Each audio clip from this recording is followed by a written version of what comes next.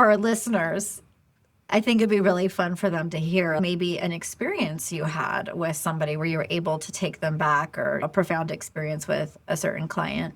So, one of my really good friends was another yoga instructor, and she was having some issues with her 14-year-old.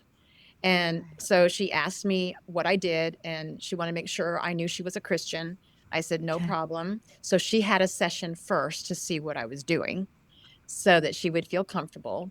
And so then I worked with her daughter the first time on anger, and that came from being adopted.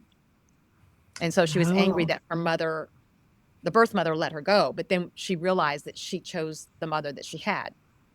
So that was in the session because it was an unconscious mhm. memory. But then she Okay. called me like maybe 6 or 7 months later, and she said, can you help my daughter with her mathematics? She's failing mathematics. I said, sure.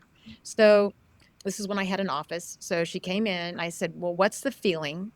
She goes, well, I feel like I know all the answers, but then I take the test and I just fail.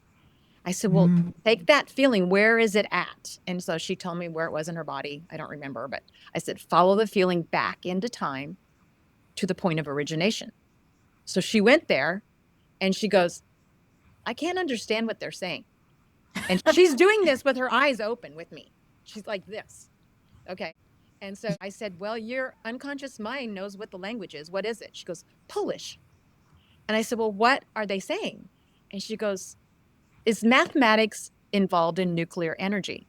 I think that was her question to me. I said, Oh yes. my God. What's going on? And she said, they want this woman to create this thing with nuclear energy, and she is refusing. And I said, well, what happens to her? She goes, they take her out and shoot her. So, in order to stay alive, I must not do well in mathematics. Oh, wow. Gone. Deleted it. Final, she got an A. That is such a practical application for this work.